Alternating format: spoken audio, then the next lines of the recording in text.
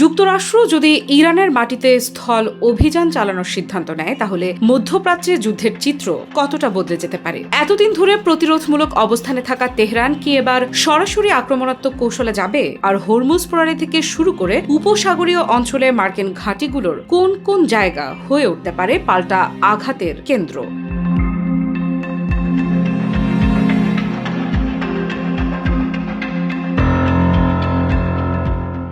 ইরানের ইসলামী বিপ্লবী গার্ড বাহিনী আইআরজিসি বলছে, শত্রু যদি যুদ্ধের ধরন বদলায়, ইরানও তার জবাবের ধরন বদলাবে। আইআরজিসির রাজনৈতিক ব্যুরোর প্রধান ব্রিগেডিয়ার জেনারেল ইয়াদুল্লাহ জাভানি রাষ্ট্রীয় টেলিভিশনে বলেছেন, এতদিন ইরানের কর্মকাণ্ড মূলত প্রতিরক্ষামূলক ছিল, কিন্তু প্রয়োজন হলে তা আক্রমণাত্মক রূপ নিতে পারে। আর সবচেয়ে গুরুত্বপূর্ণ বার্তাটি হলো, প্রতিপক্ষকে প্রস্তুত থাকতে হবে একটি কৌশলগত চমকের জন্য।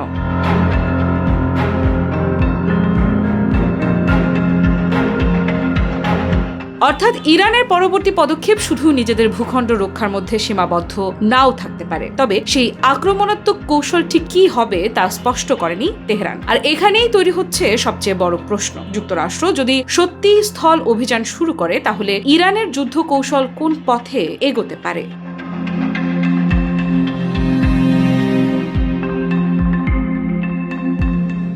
প্রথমত, ইরান সম্ভবত নিজেদের ভূখণ্ডে মার্কিন সেনাদের প্রবেশ ঠেকাতেই সবচেয়ে গুরুত্ব দেবে, বিশেষ করে দক্ষিণ ইরান, হরমুজ প্রণালীর আশেপাশের উপকূলীয় এলাকা এবং গুরুত্বপূর্ণ দ্বীপগুলোকে ঘিরে প্রতিরক্ষা আরও শক্তিশালী করার ইঙ্গিত ইতোমধ্যেই দিয়েছে তেহরান।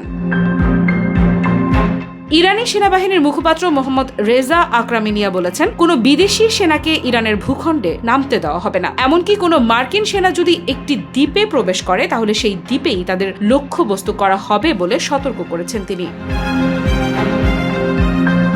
এর অর্থ, সম্ভাব্য স্থল অভিযানের ক্ষেত্রে ইরান যুদ্ধের প্রথম ধাপেই মার্কিন বাহিনীর অগ্রযাত্রা থামিয়ে দেওয়ার চেষ্টা করতে পারে। আর দক্ষিণাঞ্চলের দ্বীপগুলো এই কৌশলের গুরুত্বপূর্ণ অংশ হতে পারে, বিশেষ করে তেল রপ্তানির জন্য গুরুত্বপূর্ণ খার্ক দ্বীপ এবং হরমুজ প্রণালীর আশেপাশের কৌশলগত এলাকাগুলোতে ইরানের প্রস্তুতি বাড়ানোর খবর পাওয়া গেছে। কিন্তু ইরানের যুদ্ধ কৌশল শুধু প্রতিরক্ষাতেই আটকে থাকবে না, এমন ইঙ্গিত আসছে দেশটির সামরিক নেতৃত্ব থেকে। ইরানের সেনাপ্রধান আমির হাতামি বলেছেন, যারা ইরানে হামলা চালাবে তাদের বিরুদ্ধে পাল্টা ব্যবস্থা নেওয়ার সক্ষমতা তেহরানের রয়েছে। ভবিষ্যতে সেই সক্ষমতা আরও বাড়ানো হবে বলেও জানিয়েছেন তিনি। আর আইআরজিসির পক্ষ থেকে এরই মধ্যে আরও কঠোর বার্তা এসেছে। বাহিনীটি জানিয়েছে, ইরানের বেসামরিক অবকাঠামোয় হামলা হলে যুক্তরাষ্ট্রের মিত্রদের জ্বালানি নেটওয়ার্ক, বিদ্যুৎ কেন্দ্র সহ বিভিন্ন স্থাপনায় পাল্টা হামলা চালানোর বিষয়টি বিবেচনায় রয়েছে। অর্থাৎ সম্ভাব্য যুদ্ধ যদি ইরানের ভূখণ্ডে প্রবেশ করে তাহলে তেহরান যুদ্ধকে শুধু সীমান্তের মধ্যে আটকে রাখবে এমন নিশ্চয়তা নেই।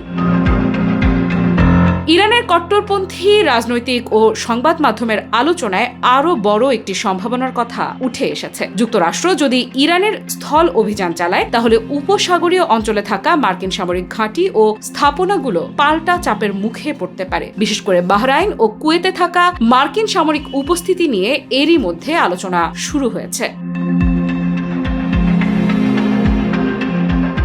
তবে এখানে একটা বিষয় পরিষ্কার, এগুলো এখনো পর্যন্ত সম্ভাব্য কৌশল ও রাজনৈতিক বক্তব্য। যুক্তরাষ্ট্র ইরানে স্থল অভিযান চালানোর প্রস্তুতি নিচ্ছে এমন কোনো নিশ্চিত প্রমাণ সামনে আসেনি।